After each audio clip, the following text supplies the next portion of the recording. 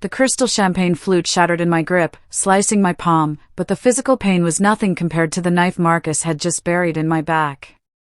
The boardroom at Vanguard Logistics was silent, save for the fizz of spilled expensive alcohol on the mahogany table. Everyone was staring at me.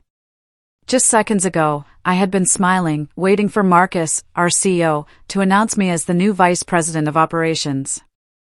I had earned it.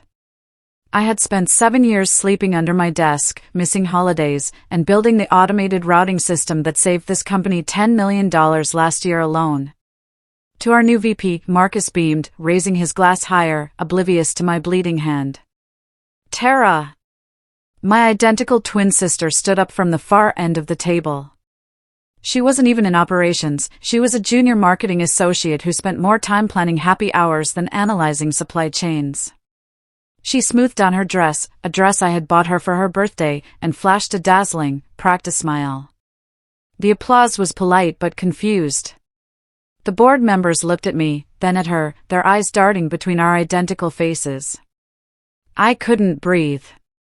Tara walked over to me, placed a hand on my shoulder, and leaned in close. You look exhausted, Tess, she whispered, her voice dripping with fake concern. Go home. I'll take it from here. I didn't scream.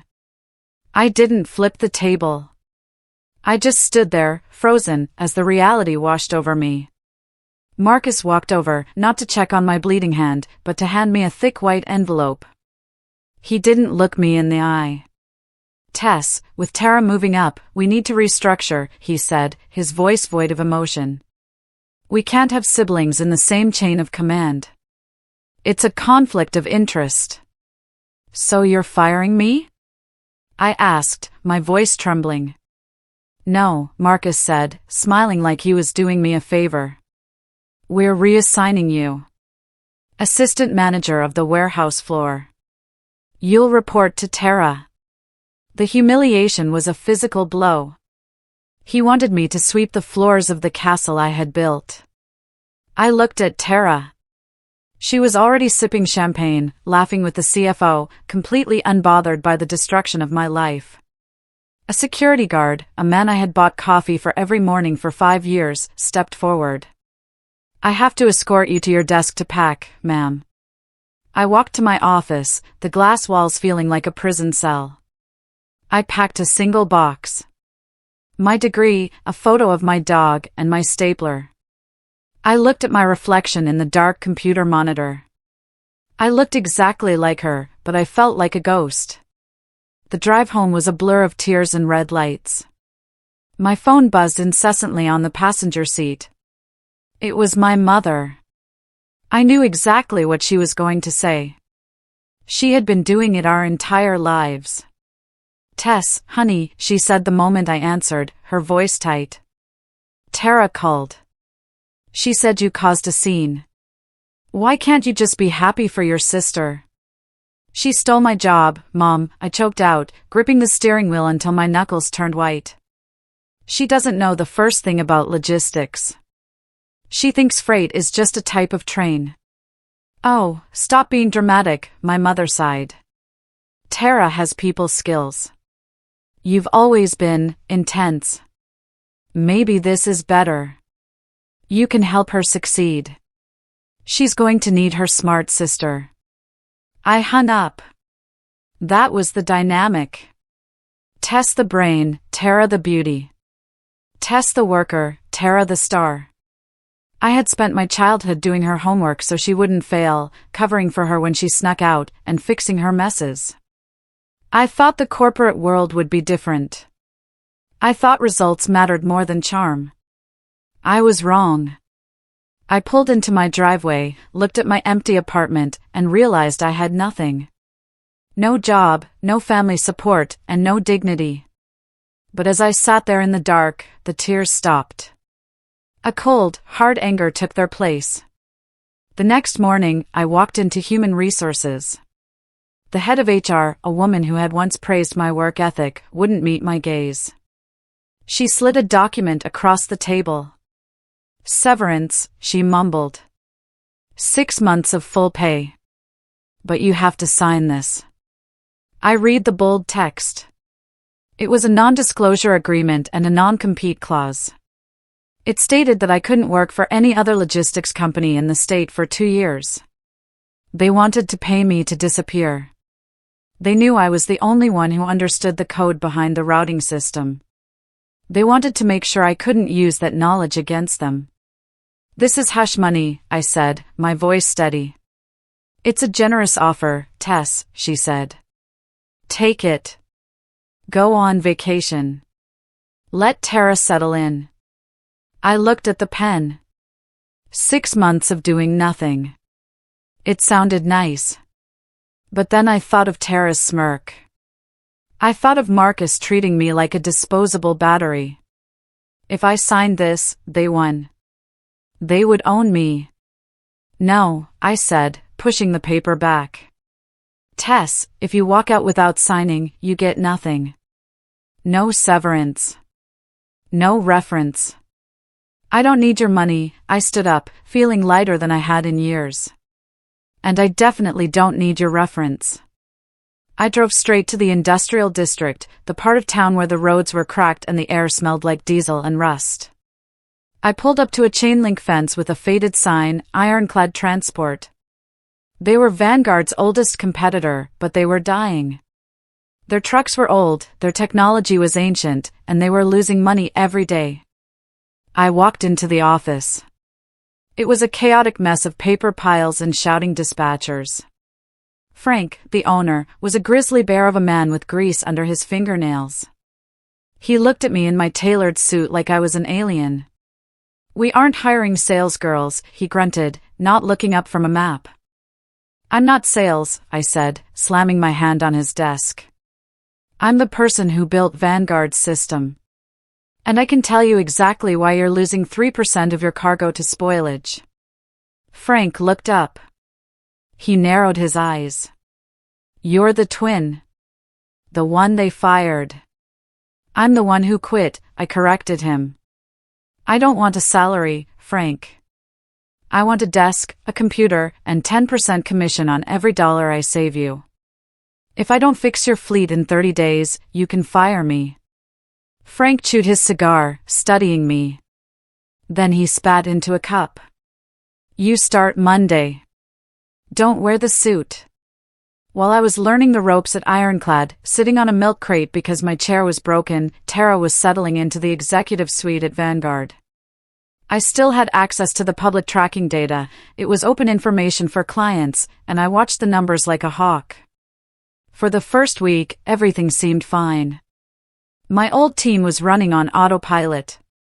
But I knew the system better than anyone. It wasn't fully automated, it required weekly manual calibration. I used to do it every Sunday night from home. In the VP office, Tara was posting selfies with the view. "Boss babe," the caption read. Behind her, on her computer screen, I could see a small red light blinking in the corner of the dashboard. It was the warning light for the routing algorithm. It meant the data was getting noisy. If I were there, I would have spent 10 minutes clearing the cache. But Tara didn't know what a cache was. She probably thought the blinking light was just a notification. She ignored it.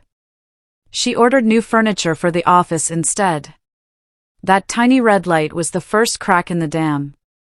And nobody at Vanguard noticed. To fix Ironclad, I had to understand the rot. I stopped looking at screens and started riding in the trucks.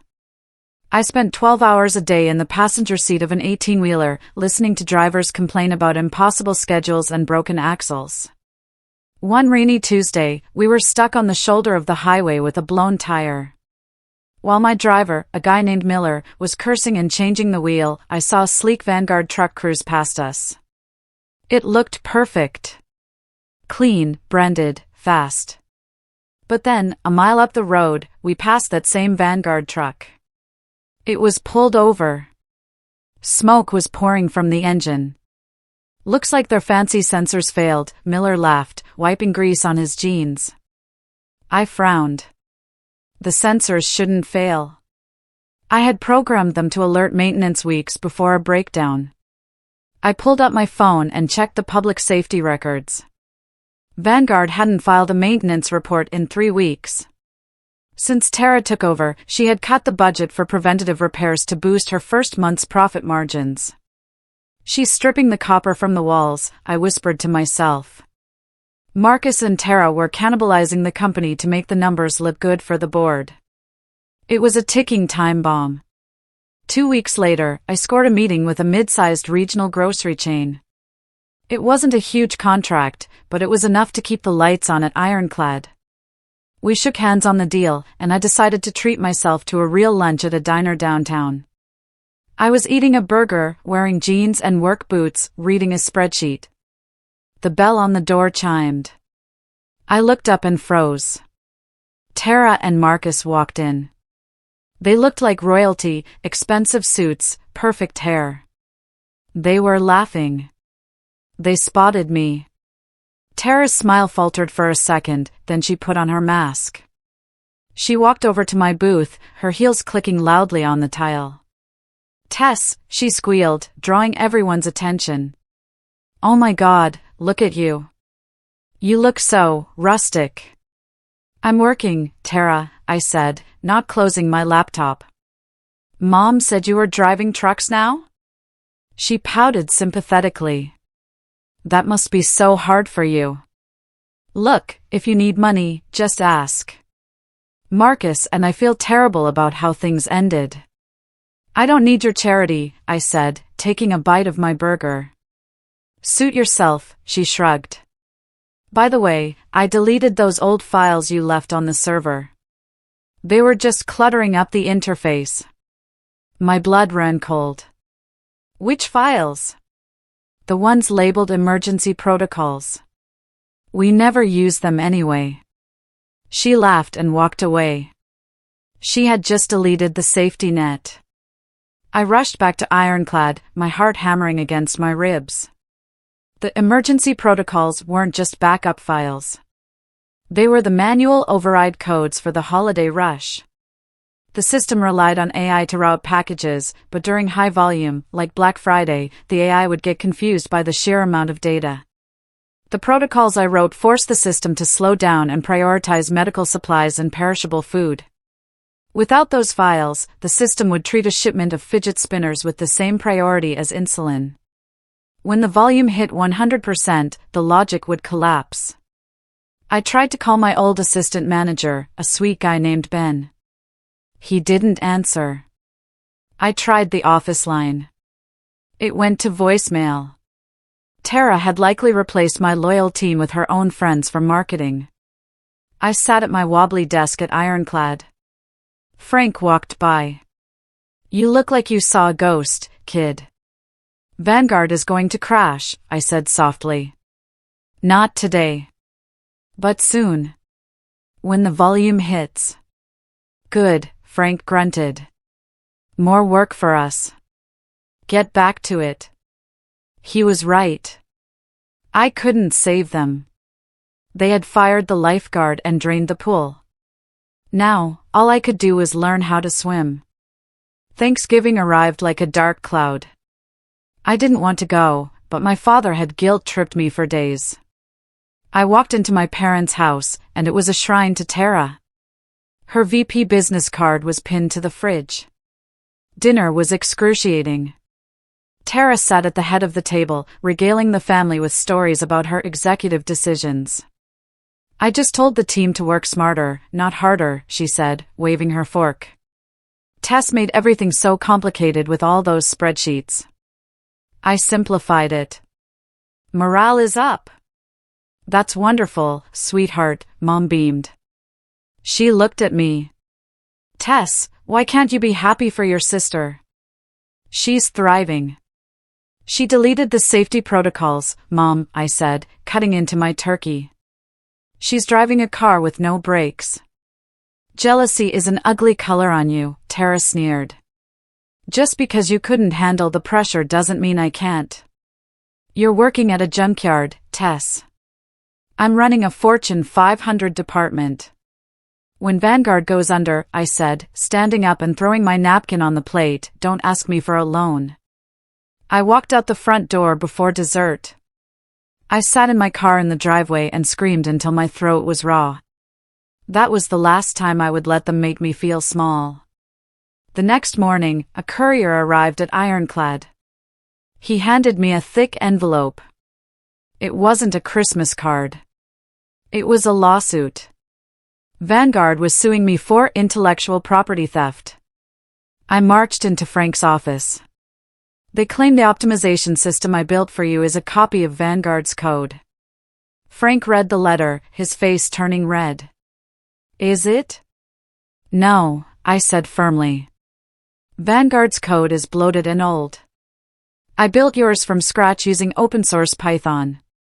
It's better, faster, and completely different. They don't care, Frank said, tossing the letter on his desk. They're trying to bleed us. They know we can't afford a legal battle. They want to bury you under paperwork so you can't compete. It was Marcus. He must have seen Ironclad's numbers improving. We had stolen 3 small clients that month. He was scared. I'll handle it, I said. Don't hire a lawyer yet. Let me go to the deposition. You're not a lawyer, Tess. No, I smiled tightly. But I'm the only one who speaks the language of the code. Their lawyers won't know what hit them. The deposition was in a high-rise downtown. Vanguard sent 3 lawyers in $1,000 suits. They sat across from me, looking bored and arrogant. A stenographer typed in the corner. Ms. Davis, the lead lawyer began, sliding a stack of papers toward me. You admit that you used your memory of Vanguard's proprietary algorithms to construct the system at Ironclad? I admit that I know how math works, I said calmly. Did Vanguard patent the concept of the shortest distance between 2 points? Don't get cute, the lawyer snapped. We have logs showing similarities in the routing logic. Show me, I said. He hesitated. He pulled out a chart. It was nonsense. It was just a graph showing that both companies delivered packages. This proves nothing, I said, leaning forward. But since we're talking about logs, let's talk about efficiency. Ironclad system is currently operating at 98% efficiency. Vanguard's logs, which are public record for shareholders, show a drop to 94% since I left. If I stole your code, why is my system working and yours failing? The lawyer shuffled his papers. He looked at his colleagues. They didn't have an answer. I'm willing to open my source code to a third-party auditor, I bluffed. But only if Vanguard does the same. Are you ready to let an auditor see the current state of your servers? The lawyer went pale. He knew about the lack of maintenance. He closed his folder. We'll take a recess. The lawsuit didn't disappear, but it stalled. They were afraid of discovery. Meanwhile, October rolled in. The retail world was gearing up for the holiday rush. This was the Super Bowl of logistics. At Ironclad, we were ready. I had drilled the drivers, updated the software, and serviced every truck. We were small, but we were sharp. At Vanguard, the cracks were turning into canyons. I got a text from a friend still working in their warehouse. Systems are lagging. 4-hour delays on the loading dock. Tara says it's a server upgrade. Is it? I stared at my phone. It wasn't an upgrade. The database was overheating. Without the cache clearing I used to do, the data was piling up like trash in a hallway. The system was choking on its own information. Tara was telling clients it was a feature. She was lying to buy time. But you can't lie to an algorithm. A week later, the news broke inside the industry circles. Tara had fired the lead engineer. I knew him. Dave. He was brilliant but quiet. He must have tried to warn her about the lag. Tara, with her fragile ego, probably took his warning as insubordination. She fired the only person left in the building who knew how to patch the code. Dave called me that night. He sounded drunk. "She's crazy, Tess," he slurred. She told me I was negative energy. I told her the servers are going to melt down if volume hits 80%. She told me to stop mansplaining. "Did she hire a replacement?" I asked. "She hired a freelancer. Some kid who builds websites. He doesn't know logistics." Dave laughed bitterly. "I'm out. I'm moving to Austin." "You were right, Tess. It's a sinking ship." "Who are their biggest clients right now?" I asked. "Tech Global," Dave said. "They have a clause. If Vanguard misses 3 delivery windows, the contract is void." I thanked Dave and hung up. I looked at my wall calendar. Tech Global shipped millions of dollars in electronics every November. If Vanguard lost them, they lost the quarter. I didn't wait. I put on my best suit, not the one I wore at Vanguard, but a sharper, bolder one I had bought with my first commission check. I walked into the lobby of Tech Global. I didn't have an appointment. I told the receptionist I had critical data regarding their holiday shipments. The VP of supply chain, a woman named Elena, came out to see me. She looked annoyed. "You have 5 minutes," she said. "I don't need 5, I said, opening my tablet. "Here is a graph of Vanguard's delivery times over the last 6 weeks. The trend line is going down. Here is Ironclad's. The line is going up." Elena looked at the screen. "Vanguard assures us the delays are temporary. Vanguard fired their lead engineer yesterday," I dropped the bomb. "And they are running on a system with no safety protocols. When the Black Friday volume hits, they won't just be slow. They will stop." Elena went quiet. She tapped her pen on the desk. "We have a contract, Tess." "Check clause 4B, I said. "You can exit for non-performance. Put a tracker on your next 3 shipments. If they're late, call me." Elena put the trackers on. I watched from my desk at Ironclad as the 3 Tech Global trucks left the Vanguard warehouse. Truck 1 got lost in a routing loop for 2 hours because the software sent it to a closed highway ramp. Late. Truck 2 broke down 20 miles outside the city. No maintenance. Late. Truck 3 arrived on time, but the manifest was wrong. It delivered dishwashers instead of laptops. Elena called me on Friday afternoon. "Send the contract," she said. Her voice was cold, professional. "We're switching to Ironclad effective immediately." We had just stolen Vanguard's biggest client. The commission from this deal alone was more than my annual salary at Vanguard. Frank brought out a bottle of whiskey. We toasted in paper cups. But I didn't celebrate long. I knew what was coming next. My phone rang at 2 a.m. on a Saturday. It was Tara. She was crying so hard I could barely understand her. "Tess? Are you there?" "I'm here," I said, sitting up in bed. Tech Global left. Marcus is screaming at me. He threw a stapler at the wall. "I don't know what to do." Her voice broke. "Please, Tess. I know we had our fight, but we're sisters. You have to help me. How do I get the system to run faster?"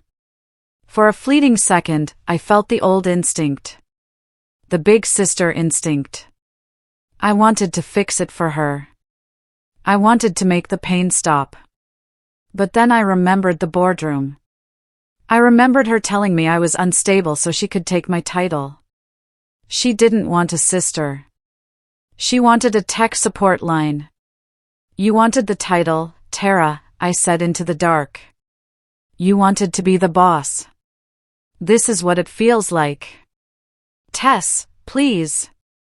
I'll give you anything." I don't want anything from you, I said. You made your bed. Now you have to sleep in it. I hung up and turned off my phone. 2 days later, the lawsuit was dropped. Just like that. Vanguard withdrew the case. Then came the invitation. Marcus invited me to settlement talks at a neutral location, a high-end steakhouse. He said he wanted to bury the hatchet. I knew it was a trap. Marcus didn't bury hatchets, he buried people. But I agreed to meet.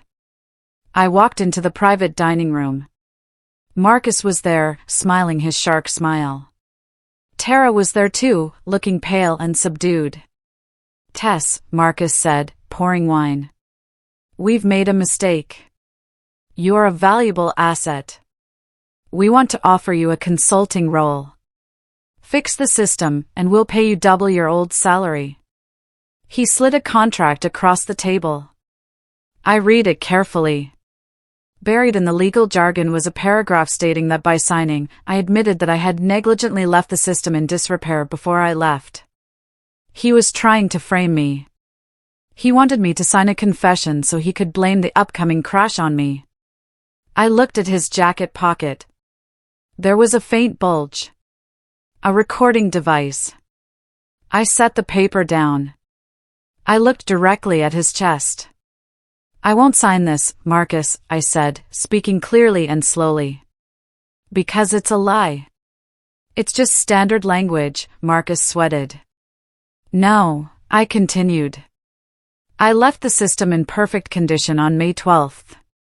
The logs show that. The logs also show that on September 12th at 4 p.m., someone used Tara's login credentials to delete the holiday override protocols. I have the server logs, Marcus. I downloaded them before my access was revoked. Tara gasped. She looked at Marcus. You said nobody could see that. Shut up, Tara. Marcus hissed. I also have the affidavit from your lead engineer, I added. And the maintenance records you falsified. If you try to blame this on me, I will release everything to the shareholders. And the SEC. Marcus went silent. The arrogance drained out of him. He looked small. Don't contact me again, I said. I stood up and walked out. The steak smelled delicious, but the victory tasted better. December arrived. The calm before the storm. The air was crisp, and the mood at Ironclad was electric. We were handling the tech global volume smoothly. My system was holding up. We were tired, but we were winning. At Vanguard, reports were leaking out about chaos.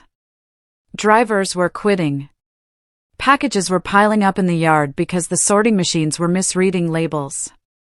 It was a house of cards waiting for a breeze. And the forecast called for a blizzard. A massive winter storm was moving across the Midwest. It would hit 2 days before Christmas. In logistics, weather is the enemy. You need precise, manual adjustments to route trucks around the snow. You need the protocols Tara deleted. I watched the weather map on the TV in the Ironclad break room. Here it comes, I whispered. The first flakes fell on December 23rd. Within hours, it was a whiteout. Highways were closing. At Ironclad, I was in the command center, shouting orders. Reroute the Chicago fleet south. Switch to rail for the Denver shipment. My team moved like a well-oiled machine. We were delayed, but we were moving. At Vanguard, the automated system hit the wall. It tried to route trucks through closed highways because the AI didn't know they were closed, it needed the manual input. Tara stared at the giant screens in the control room. They were turning red. One by one, the servers crashed. The system couldn't calculate the alternative routes fast enough. It froze. System failure. Fatal error. The screens went black. The entire Vanguard fleet, thousands of trucks carrying millions of Christmas presents, was effectively blind. They didn't know where to go. They stopped. By Christmas Eve, it was the lead story on every news channel. The Grinch stole logistics, Vanguard collapse leaves millions without gifts. News choppers flew over the Vanguard distribution centers. The footage showed mountains of packages sitting in the snow, untouched. It was a PR apocalypse. I watched the press conference from my couch. Marcus stood at the podium, sweating under the lights. "We experienced an unforeseen technical anomaly," Marcus stammered. "Our VP of Operations, Tara Davis, failed to prepare the system for the weather event. He did it. He threw her to the wolves." The camera panned to Tara. She looked broken. She tried to speak, but the reporters shouted over her. "Did you ignore the warnings? Is it true you fired the engineers?" She looked into the camera, her eyes wide with panic. She looked for Marcus, but he had already stepped away from the mic. She was alone. The fallout was swift. The Vanguard stock price plummeted by 60% overnight. The board of directors called an emergency meeting on Christmas Day. They fired Marcus for gross negligence. They fired Tara for incompetence. Then, my phone rang. It was the chairman of the board. "Tess," he said, his voice humbled. "We made a mistake. A terrible mistake. We need you. Name your price. We'll give you the VP role. The CEO role. Just come back and turn the servers on." I looked around my office at Ironclad. Frank was handing out Christmas bonuses. The team was laughing, eating pizza. We had survived the storm. We were a family. "I'm not coming back," I said. "Tess, please. The company will die." "I know," I said. "But I don't work for Vanguard anymore. I'm a partner at Ironclad. And we aren't looking for employees. We're looking for acquisitions." "What are you saying?" "I'm saying we'll buy you," I said. "But not at the market price. We'll buy the assets. The trucks. The warehouses. Pennies on the dollar. Take it or leave it." They took it.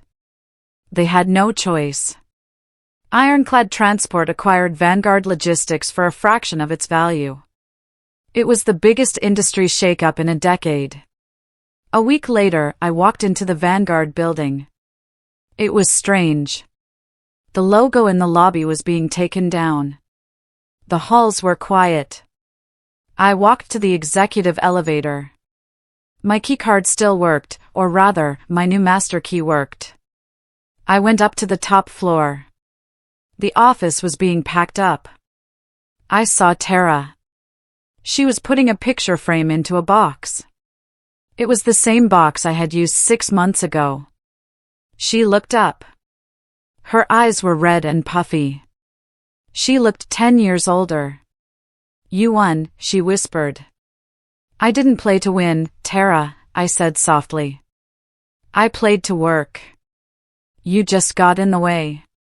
"What are you going to do? Gloat?" "No," I said. "I'm here to inspect my building."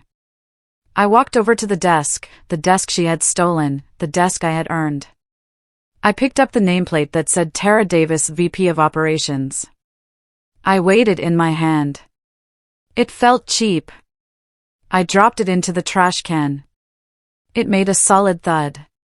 Tara picked up her box. She looked at me, waiting for me to yell, to scream, to give her the speech she deserved. But I didn't have the energy for hate anymore. She was irrelevant. I reached into my pocket and pulled out a small white card. I slid it across the mahogany desk. "What is this?" she asked.